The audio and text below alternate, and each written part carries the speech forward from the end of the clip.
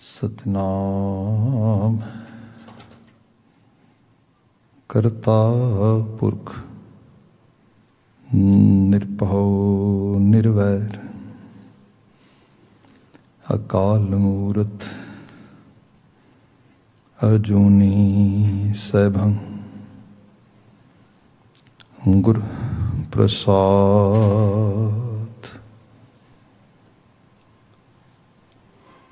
राजन मैं तू राजा कहिए, भूमन मैं भूमा, ठाकुर मैं ठकुराई, तेरी कोमन सिर कोमा।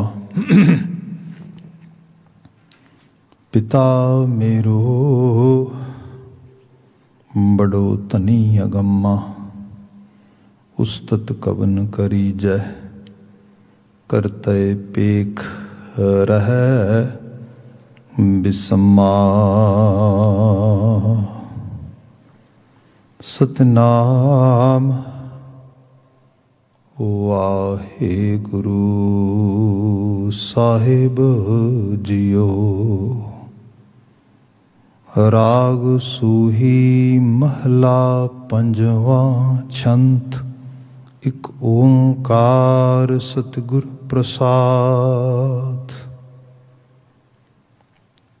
मिठ बोलड़ा जी हर सजन स्वामी मोरा, आऊं सम्मल थकी जी ओ कदे ना बोले कौरा। मिठ बोलड़ा जी हर सजन सुआमी मोरा, हाँ सम्मल थकी जी ओ कदे ना बोले कौरा।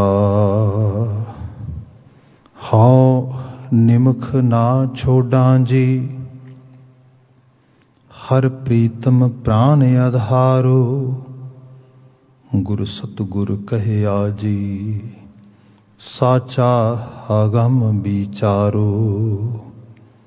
मिल साधु दीना ता नाम लीना, जन्म मरण दुख नाठे, सहज सुख आनंद कन्हेरे।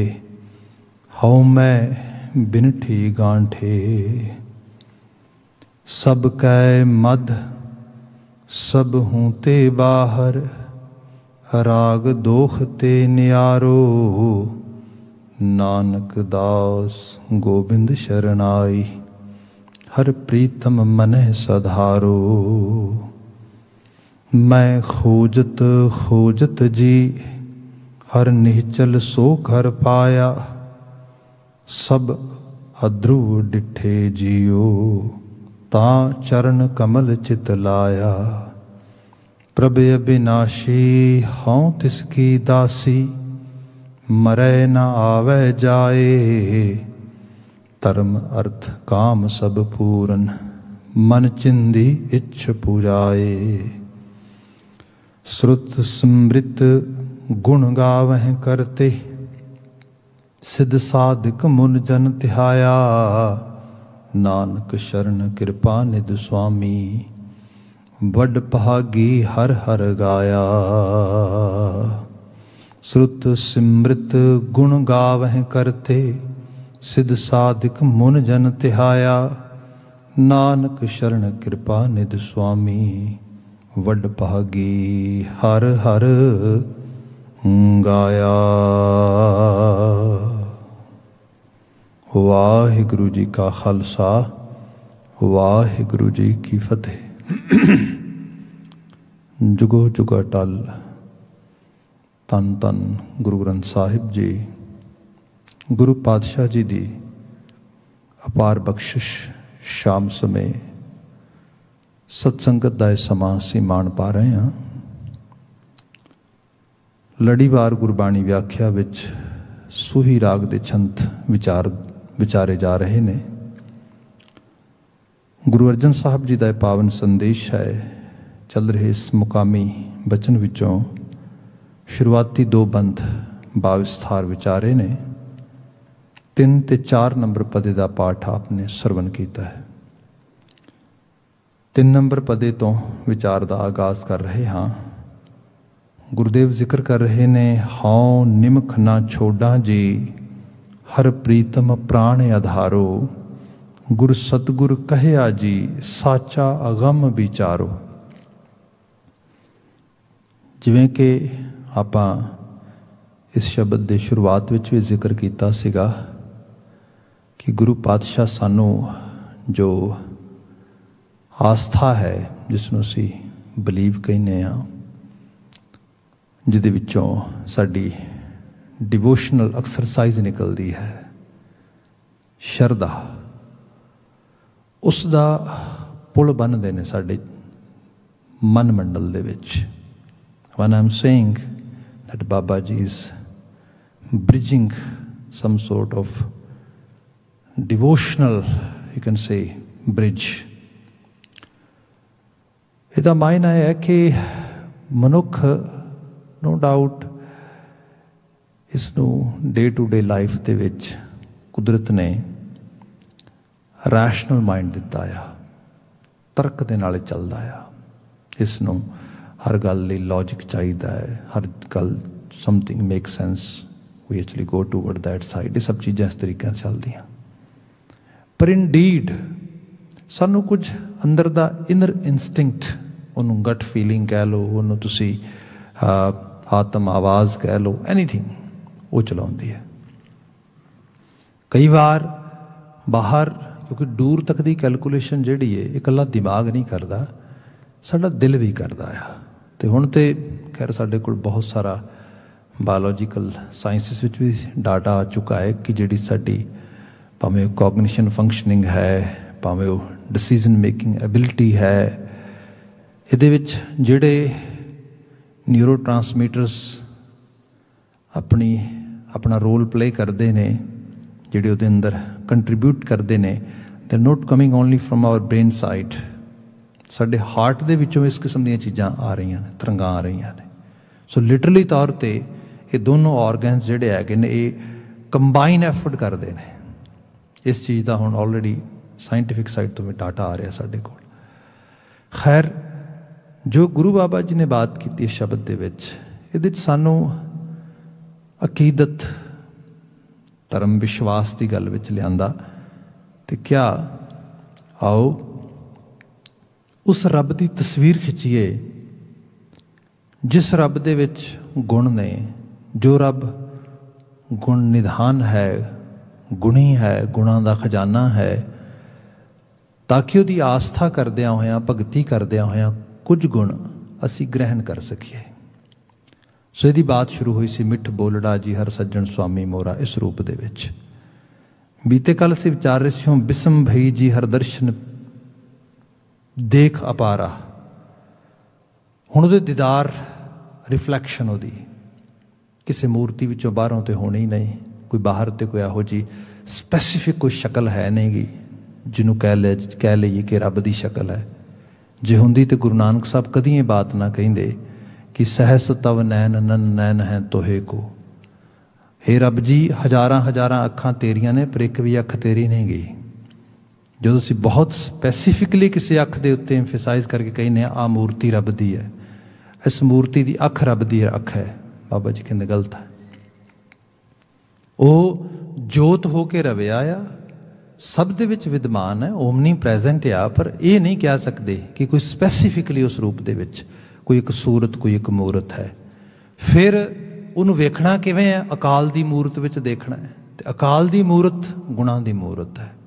उस अकाल दी मूरत नूं बनाउण लग्गिआं निरभौ ते निर्वैर दा तसव्वुर है, जो हाईएस्ट लैवल दे वर्चूज ने ह्यूमैनिटी दे विच।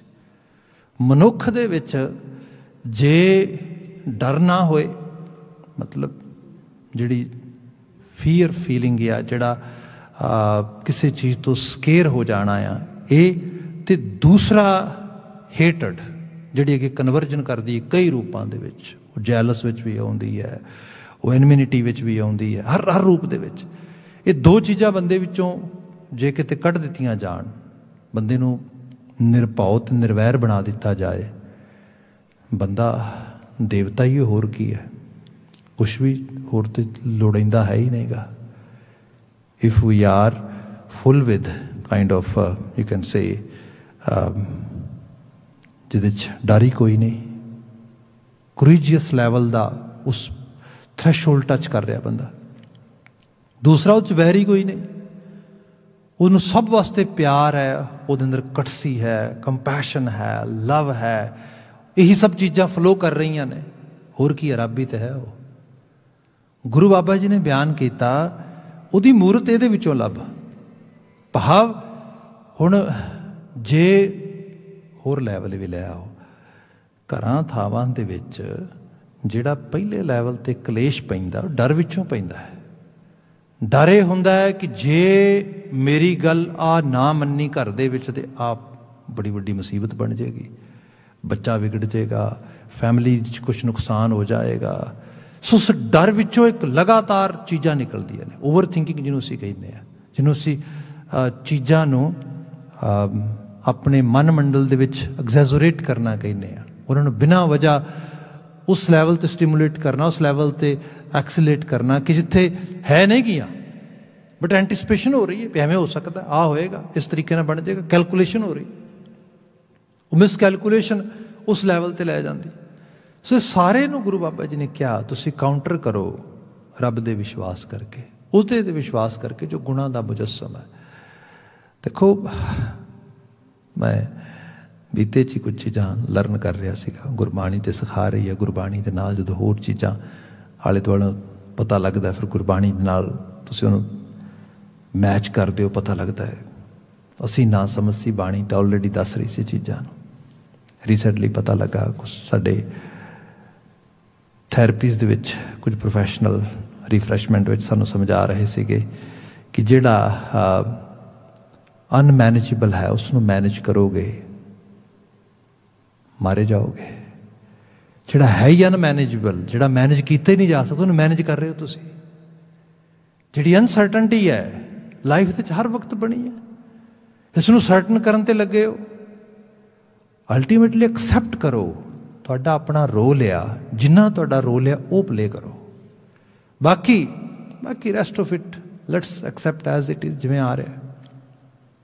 ਜਿਹੜੀ ਇਹੋ ਜਿਹੀ ਸੋਚ ਆ, ਇਹ ਤਾਂ ਹੀ ਪੋਸੀਬਲ ਆ ਜੇ ਉਸ ਰੱਬ ਦੇ ਦੀਦਾਰ ਗੁਣਾਂ ਵਿੱਚੋਂ ਹੋ ਜਾਣ ਤੇ ਇਹਨਾਂ ਗੁਣਾਂ ਨੂੰ ਅਖਤਿਆਰ ਕਰ ਲਿਆ ਜਾਏ, ਜਿਹਦੇ 'ਚ ਰਜ਼ਾ ਦੇ ਕੌਨਸੈਪਟ ਦੀ ਵੀ ਗੱਲ ਹੁੰਦੀ ਹੈ। ਸੋ ਇਸ ਸਾਰੇ ਨੂੰ ਗੁਰੂ ਬਾਬਾ ਜੀ ਨੇ ਕਿਹਾ ਇਹ ਤੇਰੀ ਭਗਤੀ ਹੈ, ਇਹ ਤੇਰੀ ਆਸਥਾ ਹੈ। ਅੱਜ ਉਸ ਭਗਤੀ ਦੇ ਅਗਲੇ ਪੜਾਅ ਵਿੱਚ ਬਾਤ ਲਿਆਂਦੀ ਗਈ ਹੈ।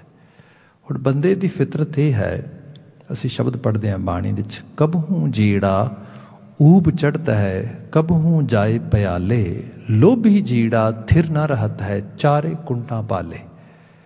ਇਹ ਜੀੜਾ ਲੋਭੀ ਹੈ ਤੇ ਲੋਭ ਦੀ ਇਹ ਅਵਸਥਾ ਆ ਕਿ ਇਹ ਭਾਵੇਂ ਕੰਫਰਟ ਕਹਿ ਲਓ, ਪੀਸ ਆਫ ਮਾਈਂਡ ਕਹਿ ਲਓ, ਕੋਈ ਚੀਜ਼ ਇਹ ਉਹਦੇ ਮਗਰ ਭੱਜ ਰਿਹਾ।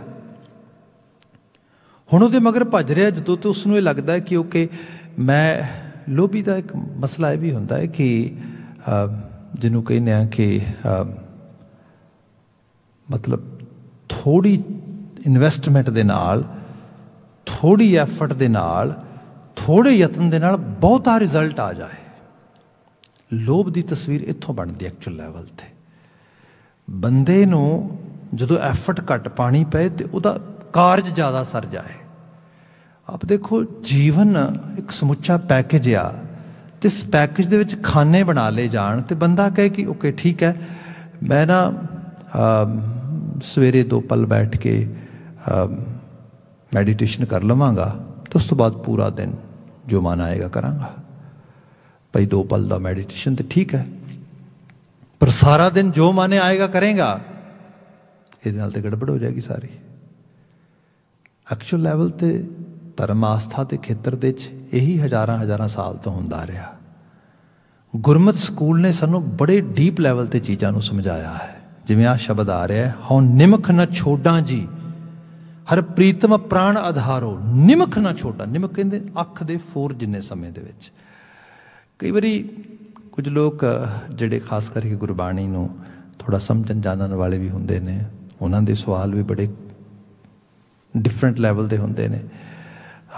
ਜਿਵੇਂ ਇੱਕ ਸਰਲ ਭਾਵ ਵਿੱਚ ਬਾਤ ਕਰਾਂ कि क्वेश्चन कई बार रेज़ किया जाता है कि गुरु ग्रंथ साहब दे किते असीं ये पढ़ते हाँ कि एक घड़ी आदि करी आदि हूँ ते आद भगतन सेती गोष्ठे जो कीनो सो लाभ। भी बाबा कबीर जी कह रहे ने भी एक घड़ी घड़ी का मैजरमेंट ये होंदा है, घड़ी एक तो होंदा ना जिन्होंने क्लॉक नूं घड़ी कह दिंदे असीं, एक्चुअल लैवल ते घड़ी जिवें मिनट सैकेंड आवर ने, इस तरीके नाल एक मैजरमेंट का तरीका है साडे ट्रैडिशनल ढंग दे विच। इहदे विच हुंदा है कि सब तो समय की छोटी इकाई उसनूं फुनहा फोर, जिन्हों असीं निमक भी कह दिंदे आ, अख दा फोर इस रूप में कहा जाता है भी अख दे फोर जिन्ने समय दे सैकेंड कह लो, बहुत नैनो जिहड़ा है टाइम का रूप। बात आई कि 15 फोर मिल के जो लिटरेचर ने फोकलोर ने बयान किया एक विसवा बनाते हैं,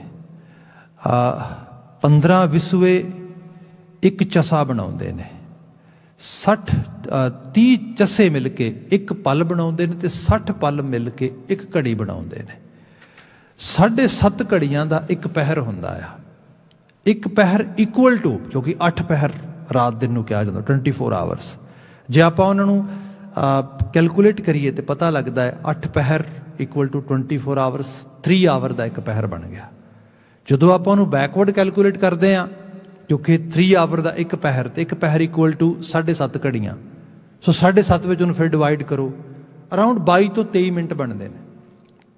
बाबा कबीर जी जो कहते एक घड़ी मतलब 22 मिनट या 23 मिनट कह लो, आधी घड़ी 22-23 का अद्धा कितना करोगे 11-12 मिनट कह लो, आधी हूँ अद्धी तो अद्धी 6 मिनट, फुन आद उदा होर अद्धा कर लो 3 मिनट, भगतन सेती गोष्ठे जो कीनो सो लाभ। एटलीस्ट 3 मिनट भी लगा, थोड़े तो थोड़ा, हालांकि सारी बात एक मैटा एक ईडियम विच हो रही है, एक मुहावरे च हो रही है, थोड़े तो थोड़ा कुछ समा ते बैठ, कुछ समा ते इस पासे लगा, something is better than nothing, you know we have this kind of saying.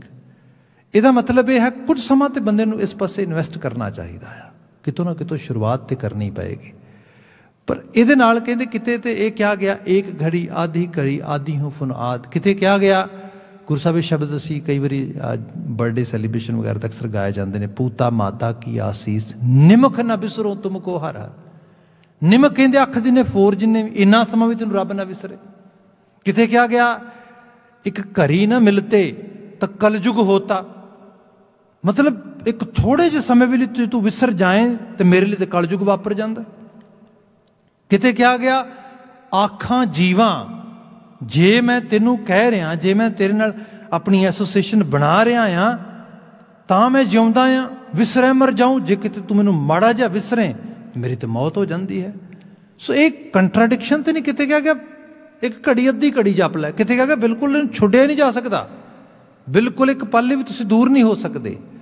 भाई गल यह है, अल्टीमेट गोल तो यही है कि जीवन का हर साह, हर पल, हर ख्याल, हर बोल, हर फुरना चंगियाई अच्छाई तो गुणा वाले पासे लैके जाए। पर यदी शुरुआत तो कितों ना कितों करोगे ना, बिगिनिंग जी भावें थोड़ी जी होए तो सही, एटलीस्ट स्टार्ट तो होया। मैं बिल्कुल अज के प्रैक्टिकल वर्ल्ड च लै आना वा। अज जी जे ह्यूमन वीकनेसिस दी गल की जाए ना, then we have so many weaknesses, but which actually one thing dominates in our whole you can say character, that is procrastination. बंदे नूं सब तो वड्डी अलामत यह है, एक्चुअली ये है तो फ्रूट, तो फ्रूट किस ट्री नूं लगदा है जिन्हों तुसीं कहने आ लेजीनेस, ये उहदा फल आ, इहदा बीज hopeless. This is a totally complete tree, complete actually family. जिथे उम्मीद दी किरण घटेगी उत्थे ही दलिद्रता वधेगी, लेजी। जिथे ਲੇਜ਼ੀਨੈਸ ਵੱਧ ਜਾਏਗਾ, ਉਹ ਭਾਵ ਜ਼ੋਰ ਫੜੇਗਾ, ਉਹਨੂੰ ਫਲ ਪਤਾ ਲੱਗੇਗਾ ਪ੍ਰੋਕਾਸਟੀਨੇਸ਼ਨ। ਜੋ ਕਰਨਾ ਆ ਉਹਨੂੰ ਡਿਲੇ ਕਰੋ, ਡਿਲੇ ਕਰੋ, ਡਿਲੇ ਕਰੋ, ਅਖੀਰ ਇੱਕ ਲੈਵਲ 'ਤੇ ਲੈ ਆਓ ਜਿੱਥੇ ਜਾ ਕੇ ਲੱਗੇ ਜਿਹੜਾ ਐਕਚੁਅਲ ਬੀਜ ਉਹ ਬਾਹਰ ਆ ਜਾਏਗਾ, hopeless, I can note do. ਇਹ ਜਿਹੜੀ ਚੀਜ਼ ਆ ਵਿੱਚੋਂ ਜਿਹੜੀ ਚੀਜ਼ ਐਲੀਮੀਨੇਟ ਕਰਨ ਦਾ ਬੰਦਾ ਉਹ ਹੈ ਵੀ ਆਈ ਵਾਜ਼ ਲੇਜ਼ੀ। ਕਿਉਂ? ਕਿਉਂਕਿ ਇਹਦੇ 'ਚ ਰਿਸਪੋਂਸੀਬਿਲਿਟੀ ਆਉਂਦੀ। That's really hard to take any responsibility. ਵੀ ਮੇਰੀ ਇਹ ਲੇਜ਼ੀ ਜਿਹੜਾ ਅਲਾਮਤ ਆ, ਜਿਹੜਾ ਮੈਂ ਇਸ ਤਰੀਕੇ ਨਾਲ, ਕਿਉਂਕਿ ਤੁਸੀਂ ਦੇਖੋ ਨਾ ਬੀਜ ਤੇ ਛੋਟੀ ਜਿਹੀ ਚੀਜ਼ ਹੁੰਦੀ ਹੈ। ਬੀਜ ਤੁਸੀਂ ਰੱਖਦੇ ਹੋ, ਬੀਜ ਨੂੰ ਤੁਸੀਂ ਗਰੋ ਕਰਦੇ ਹੋ, ਪਾਲਦੇ ਹੋ, ਤਾਂ ਜਾ ਕੇ ਉਹਨੂੰ ਫਰੂਟ ਲੱਗਦਾ। ਜਿਹੜਾ ਲੇਜ਼ੀ ਬਿਹੇਵੀਅਰ ਆ ਇਹਨੂੰ ਅਸੀਂ ਐਕਚੁਅਲ ਲੈਵਲ 'ਤੇ ਇਹਨੂੰ ਅਸੀਂ ਪਾਲਦੇ ਹਾਂ। ਇਹਦੀ ਅਸੀਂ ਪੂਰੀ ਜਿਹੜਾ ਹੈਗਾ ਇਹਨੂੰ ਇੱਕ ਤਰ੍ਹਾਂ ਕਹਿ ਲਓ ਕਿ ਇਹਨੂੰ ਅਸੀਂ ਫਰਟਾਈਲ ਸੋਇਲ ਪ੍ਰੋਵਾਈਡ ਕਰਦੇ ਹਾਂ, ਇਹਨੂੰ ਅਸੀਂ ਫਰਟੀਲਾਈਜ਼ਰ ਪਾਉਂਦੇ ਹਾਂ, ਇਹਨੂੰ ਅਸੀਂ ਗੋਡਦੇ ਹਾਂ, ਸੰਭਾਲਦੇ ਹਾਂ, ਤਾਂ ਜਾ ਕੇ ਪੈਦਾ ਹੁੰਦਾ। ਜੇ ਇਹਨੂੰ ਕਾਊਂਟਰ ਕੀਤਾ ਜਾਏ ਫਿਰ ਮੈਂ ਬਾਤ ਕਰਾਂਗਾ ਅਧਿਆਤਮਿਕ ਤਲ 'ਤੇ ਆ ਜਾਓ। ਗੁਰੂ ਸਾਹਿਬ ਨੇ ਜਿਹੜੇ ਮੈਥਡ ਦੱਸੇ ਨਾ, ਗੁਰੂ ਸਤਿਗੁਰ ਕਾ ਜੋ ਸਿੱਖ ਅਖਾਵੈ ਪਲਕੇ ਉਠ ਹਰ ਨਾਮ ਤੇ ਆਵੈ, ਹੁਣ ਇਹ ਕੀ ਹੈ? ਜਿਹਨੂੰ ਜ਼ਿਕਰ ਕੀਤਾ ਗਿਆ ਅੰਮ੍ਰਿਤ ਵੇਲਾ ਸੱਚ ਨਾਉ ਵਡਿਆਈ ਵਿਚਾਰ, ਸਮੇਂ ਨਾਲ ਉੱਠਣਾ। ਮਤਲਬ ਬੰਦਾ ਆਪਣੇ ਆਪ ਨੂੰ ਇਨ ਟਾਈਮ, ਓਨ ਟਾਈਮ ਹਰ ਚੀਜ਼ ਵਾਸਤੇ ਲੈ ਕੇ ਆਵੇ। ਅਧਿਆਤਮਿਕ ਤਲ 'ਤੇ ਵੀ ਇਹੋ ਚੀਜ਼ ਹੋਣੀ ਚਾਹੀਦੀ। ਇਹ ਸ਼ੁਰੂਆਤ ਹੀ ਉੱਥੋਂ ਹੋਏ, ਇਸ ਰੂਪ ਵਿੱਚ ਬਾਤ ਆਈ। ਸੋ ਇਸ ਅਹਿਸਾਸ ਦਾ ਜਿਹੜਾ ਸਭ ਤੋਂ ਵੱਡਾ, ਜਿਹੜੀ ਮੈਂ ਬੇਨਤੀ ਕਰ ਰਿਹਾ ਸੀਗਾ ਕਿ ਐਟਲੀਸਟ ਜਿਹੜੀ ਬਿਗਨਿੰਗ ਸ਼ੁਰੂਆਤ ਕਰਨੀ ਹੈ ਪ੍ਰੋਕਾਸਟੀਨੇਸ਼ਨ ਨੂੰ ਕਾਊਂਟਰ ਕਰਨ ਵਾਸਤੇ, ਜਿਹੜਾ ਯੂਨੀਵਰਸਲ ਮੈਥਡ ਦੁਨੀਆ ਭਰ ਦੇ ਕਿਤਾਬਚਿਆਂ ਦੇ ਵਿੱਚ ਜਿਹੜਾ ਦਿੱਤਾ ਗਿਆ ਹੈ, ਉਹ ਇਹ ਹੈਗਾ ਕਿ ਬੰਦਾ ਓਨੀ ਦੇਰ ਤੱਕ ਇਹ ਕਿਸੇ ਚੀਜ਼ ਨੂੰ ਪੋਸਟਪੋਨ ਕਰਦਾ ਆ, ਪ੍ਰੋਕਾਸਟੀਨੇਸ਼ਨ 'ਚ ਰਹਿੰਦਾ ਆ, ਜਿੰਨੀ ਦੇਰ ਤੱਕ ਉਹਨੂੰ ਸ਼ੁਰੂ ਨਹੀਂ ਕਰਦਾ। ਇੱਕ ਵਾਰੀ ਸ਼ੁਰੂ ਕਰ ਲਓ ਨਾ, ਫਿਰ ਦੋ ਚੀਜ਼ਾਂ ਉਹਦੇ 'ਚ ਕੰਮ ਕਰਦੀਆਂ ਨੇ। ਇੱਕ ਤੇ ਇਹ ਕਿ ਜਿਵੇਂ ਕੋਈ ਚੀਜ਼ ਸ਼ੁਰੂਆਤ ਕੀਤੀ ਤੇ ਬੰਦੇ ਦੇ ਵਿੱਚ ਮੋਸਟਲੀ ਕੈਪੈਸਿਟੀ ਹੁੰਦੀ ਹੈ ਕਰਨ ਦੀ, ਉਹਦੀ ਜਿਹੜੀ ਅੰਦਰ ਦੀ ਅਸਲ ਜਿਹੜਾ ਕੌਨਫੀਡੈਂਸ ਆ ਬੂਸਟ ਹੋ ਜਾਂਦਾ ਹੈ। ਉਹ ਕਹਿੰਦੇ ਯੂ ਕੈਨ ਡੂ ਇਟ, ਕੰਮ ਹੋ ਜਾਂਦਾ ਹੈ। ਜਦੋਂ ਥੋੜ੍ਹਾ ਜਿਹਾ ਕੰਮ ਹੋਣ ਲੱਗਦਾ ਹੈ ਉਹਦੇ ਵਿੱਚੋਂ ਸਕਸੈਸ ਨਜ਼ਰ ਪੈਣੀ ਸ਼ੁਰੂ ਹੁੰਦੀ ਹੈ। ਇਹਦਾ ਟੇਸਟ ਬੜਾ ਕਮਾਲ ਆ।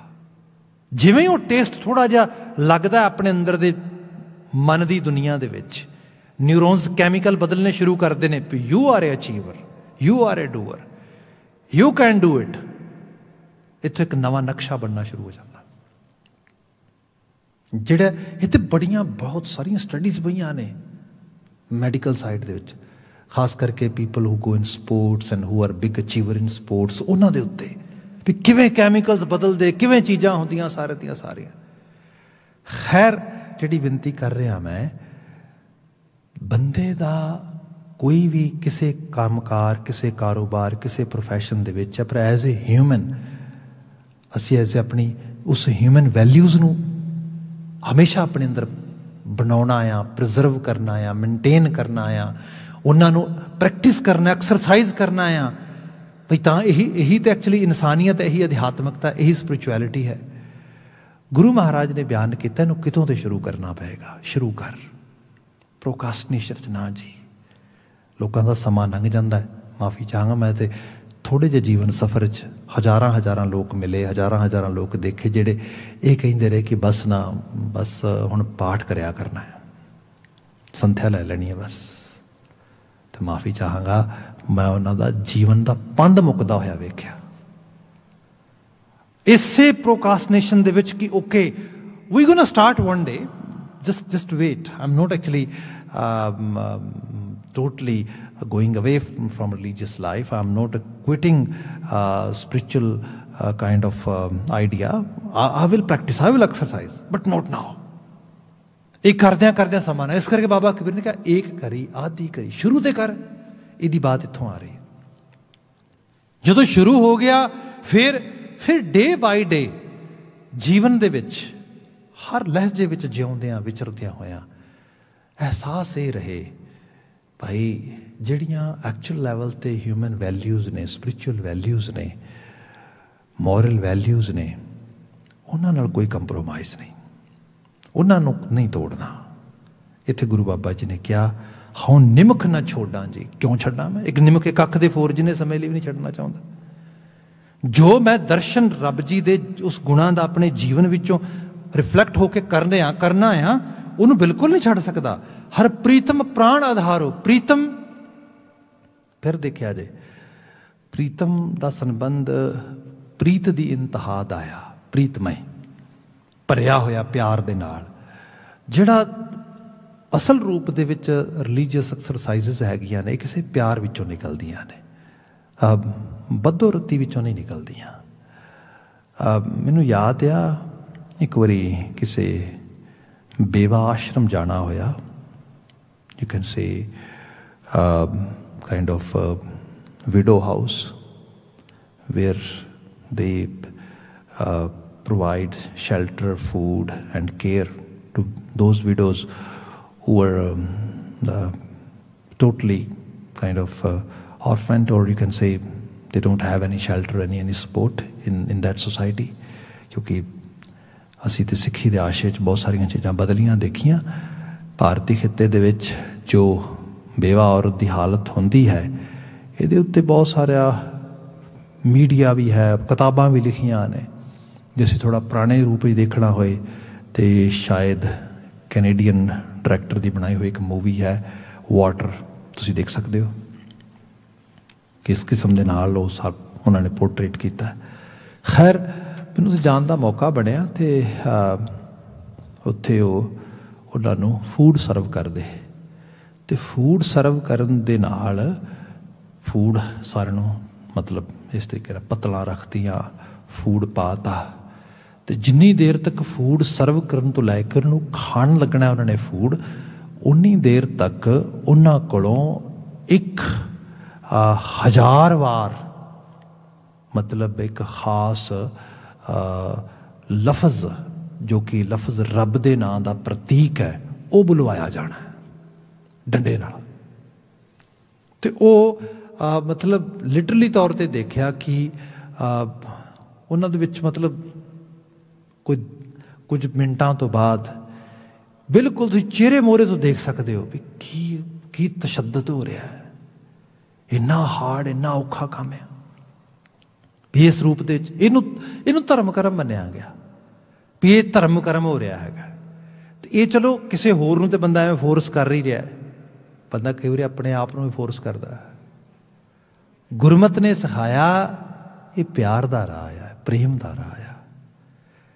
ਅਤੇ ਪ੍ਰੇਮ ਦੀ ਜਿਹੜੀ ਬਾਤ ਆ ਇਹਨੂੰ ਇੱਕ ਲੈਵਲ 'ਤੇ ਹੋਰ ਲੈ ਲਈਏ, ਕਿਉਂਕਿ ਜਿਵੇਂ ਜੀਵਨ ਬਦਲਣਾ ਆ, ਕਿਸੇ ਪ੍ਰੇਰਨਾ 'ਚੋਂ ਬਦਲੇ, ਕਿਸੇ ਇੰਸਪੀਰੇਸ਼ਨ 'ਚੋਂ ਬਦਲੇ, ਕਿਸੇ ਇਨਰ ਫੋਰਸ ਦੇ ਨਾਲ ਬਦਲੇ, ਡੰਡੇ ਨਾਲ ਨਹੀਂ, ਧੱਕੇ ਨਾਲ ਨਹੀਂ। ਫਿਰ ਤੋਂ ਤਾਲੀਬਾਨੀ ਰੂਪ ਹੋ ਜਾਏਗਾ। ਜਿਹੜਾ ਗੁਰੂ ਸਾਹਿਬ ਨੇ ਬਾਤ ਕੀਤੀ ਇਹਦੇ ਵਿੱਚ ਹਰ ਪ੍ਰੀਤਮ ਪ੍ਰਾਣ ਆਧਾਰੋ, ਮਤਲਬ ਪ੍ਰੀਤ ਦੀ ਇੰਤਹਾ ਹੋ ਗਈ। ਆਪ ਅਹਿਸਾਸ ਕਰੋ ਮਜ਼ਹਬੀ ਜਨੂਨ ਦੇ ਸਾਹਮਣੇ ਲੋਕ ਹਰ ਜਾਂਦੇ, ਲੋਕ ਸਾਹ ਸੁੱਕ ਜਾਂਦੇ ਲੋਕਾਂ ਦੇ। ਜਿਹੜੀ ਫੋਰਸਫੁਲੀ ਕਨਵਰਜਨ ਸ਼ੁਰੂ ਹੋਈ ਅਰੇਬਿਕ ਵਰਲਡ ਤੋਂ, ਮਤਲਬ 4ਵੀਂ ਸਦੀ ਤੋਂ ਬਾਅਦ, ਆਪ ਦੇਖੋ ਲਗਾਤਾਰ ਪੂਰੇ ਦਾ ਪੂਰਾ ਅਰਬ ਅਤੇ ਪੂਰੇ ਦਾ ਪੂਰਾ ਏਸ਼ੀਆ ਲਪੇਟ 'ਚ ਆ ਗਿਆ ਆਲ ਦ ਵੇ। ਮਤਲਬ ਜਿਹਨੂੰ ਉਹਨਾਂ ਨੂੰ ਇੱਕ ਉਰਦੂ ਜ਼ਬਾਨ ਦਾ ਸ਼ਾਇਰ ਕਹਿੰਦਾ ਨਾ ਕਿ वो दीने हयाती का बेबाक बेड़ा न ज़ेहों में अटका न सेहों में ठहरा कि ये पार थे जिसने सातों समुंदर, ਜਿਹੜਾ 7 ਸਮੁੰਦਰਾਂ ਤੋਂ ਪਾਰ ਹੁੰਦਾ ਲਗਾ ਗਿਆ।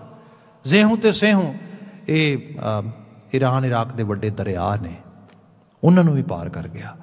ਅਤੇ ਅਖੀਰ ਉਹ ਜਦੋਂ ਆਇਆ ਇੱਥੇ ਦਰਿਆਏ ਸਿੰਧ ਕ੍ਰਾਸ ਕਰਕੇ ਪੰਜਾਬ ਦੀ ਫਿਜ਼ਾ ਦੇ ਅਗਲੇ ਪਾਸੇ, ਇੱਥੇ ਉਸਨੂੰ ਫਿਰ ਚੈਲੰਜ ਮਿਲਿਆ।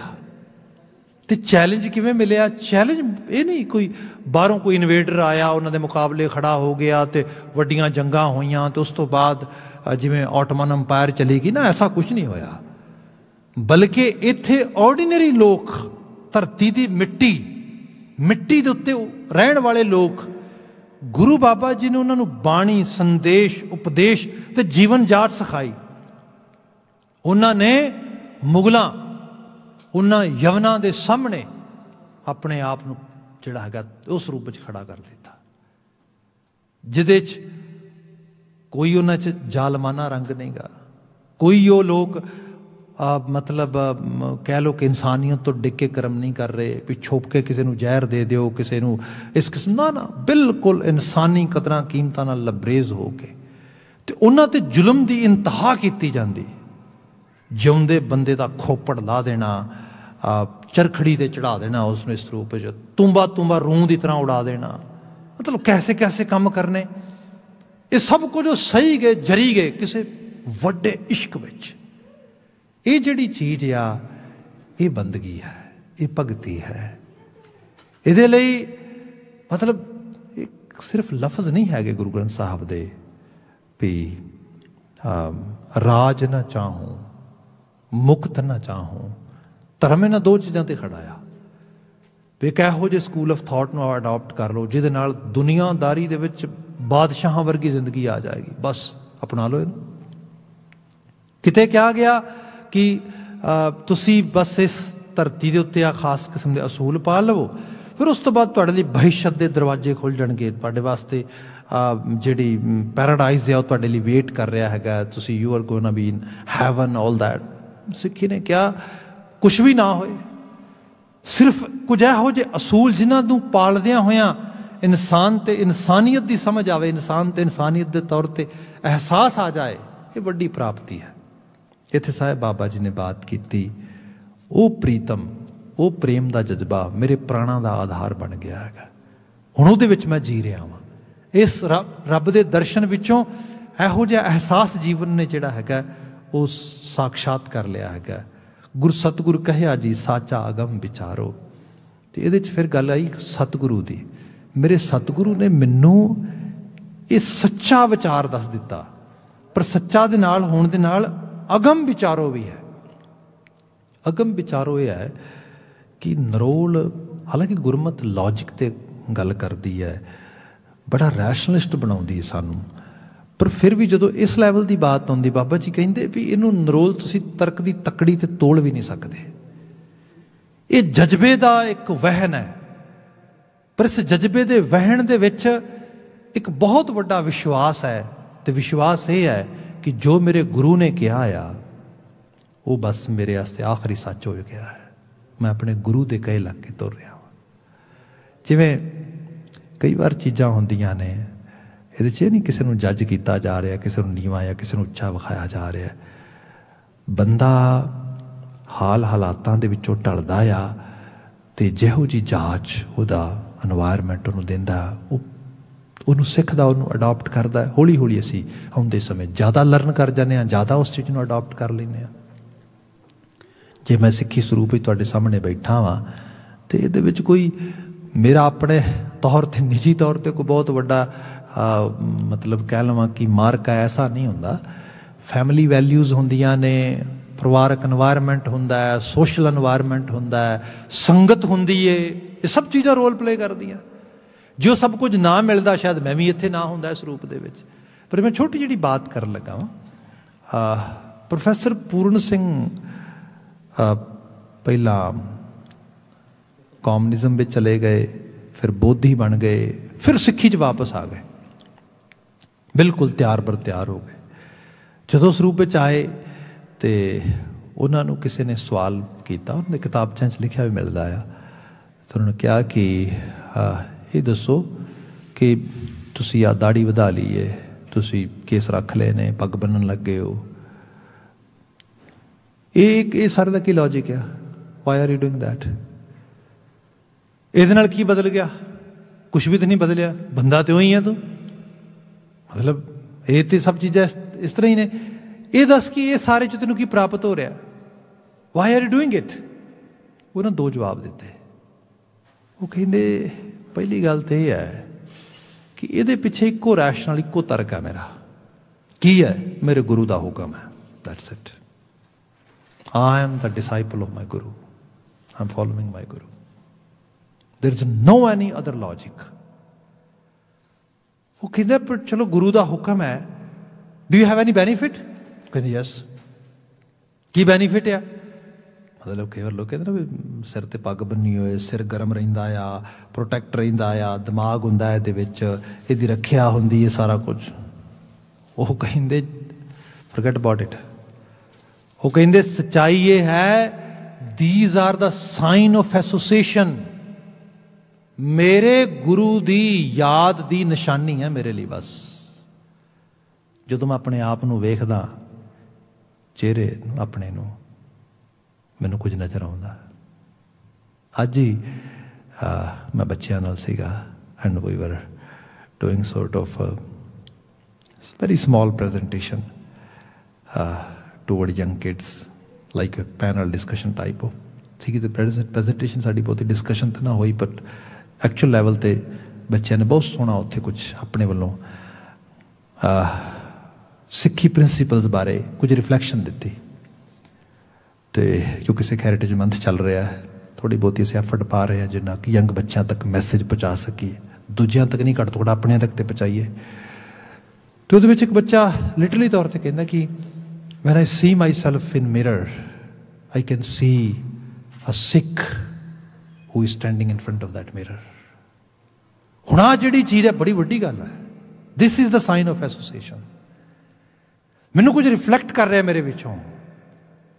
हुण ये जिहड़ी चीज़ आ, ये अगम आ, इहनूं तुसीं मतलब कैलकुलेशन नहीं कर सकते। इहदी एक जिहड़ी बिलोंगिंग होंदी है ना, ये जरूरी नहीं कि तुसीं DNA टेस्ट कराओगे तां ही पता लगे वेयर डू यू बिलोंग। लोग अजकल ये तो बड़ा फोकस करते, अच्छा मेरी हैरिटरी कित्थों आ रही फलानी। भाई ये चीज़ां इस कला इहदे नाल थोड़ा पता लग जाएगा।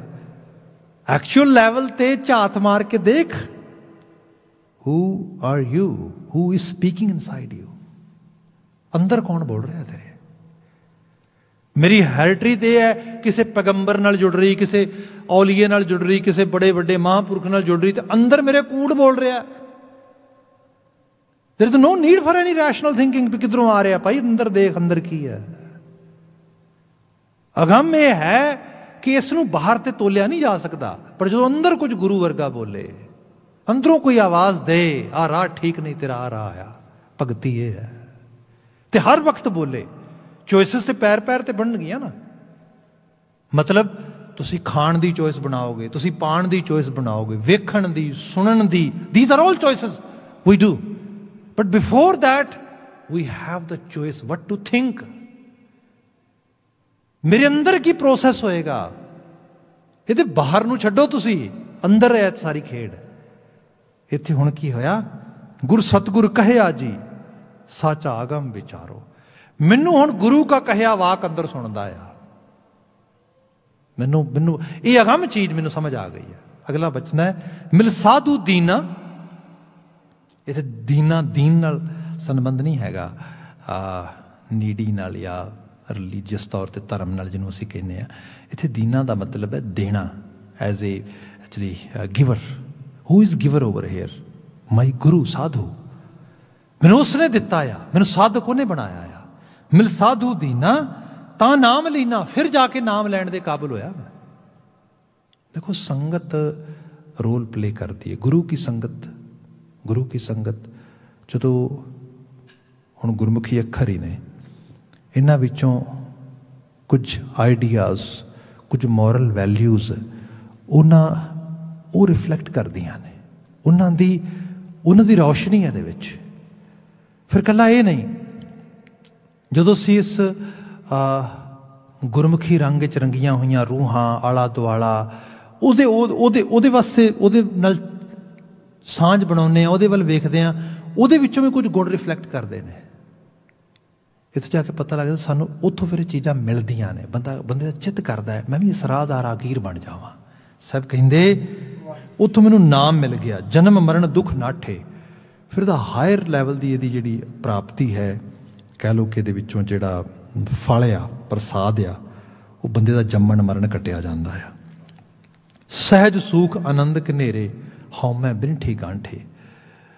साडे अंदर जो हौमै की गंढ ना बजी होए, चीज़ां समझ आ जांदियां ने बंदे नूं, पर बंदे दा मन ये कहिंदा है नहीं नहीं आ गल नहीं फॉलो करनी, फिर तो मैं छोटा हो जाऊँगा, मैनूं ज़्यादा पता है, बस बहुत है नहीं।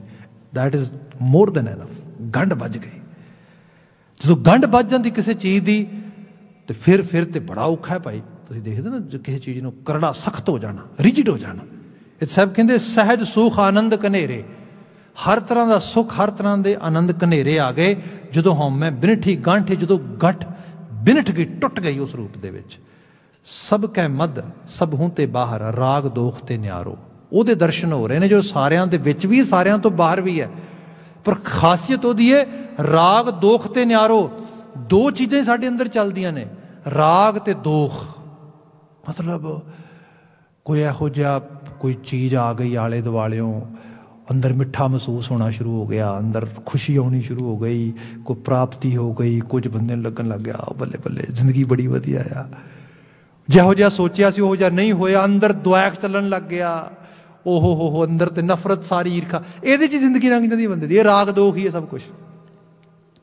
कदी बहुत बंदा हायर लैवल ते नचदा फिरदा, कब हूँ जीड़ा हूँ चलते तो बात शुरू की थी, तो कदी कदी बिल्कुल निम्मो चूना हो। सब कहते इत्थे उस रब के दर्शन हो गए, राग दोख ते न्यारो बाहर आ गया। तो हुण वो राग दोख जिहड़ा उस चीज़ मेरे ते असर नहीं कर रही। नानक दास गोबिंद शरनाई हर प्रीतम मनै सधारो। हे नानक कह मैं ਉਹਦੀ शरण जा रहा हाँ, हर प्रीतम मनै सधारो, जिहड़ा मन दे सुधार विच मदद करता है। बाहर दे सुधार ते सारे ही हो सकते ने, जे मन का सुधार हो जाए तो मन का सुधार हुंदा नहीं। बाहर भावें सारे सुधर जाण, सारा सुधार हो जाए, जो मन ही नहीं सुधरिया तो बाहर सुधरिया की रहेगा, कुछ भी नहीं। इत्थे साहब कहंदे मैं ਉਹਦੇ तो बलिहार जाना जिन्हें मन सुधारना सिखा दिता, मन सुधारन की प्रेरणा दे दी। बड़े आलमी बचन ने हमेशा की तरह साहब रहमत करने साडे मन मंडल दे विच वसन। इन्नियां क बिनतियां नाल खिमा। COVID-19 दी situation day by day it's getting worsen. We are still actually hoping and praying and definitely ये सारे च लैसन ही हैगा। वो लोग जो अपने हक हकूक लिए करसानी लिए जूझ रहे हैं, उन्होंने लिए असीं अरदास करते हैं। अज फिर अरदास है उन्हों की देह रोगता लिए, उन्होंने सफलता लिए, उन्होंने चढ़ती कला की। ये अज फिर समाप्ति कर रहे हाँ। वाहिगुरू जी का खालसा, वाहिगुरू जी की फतेह।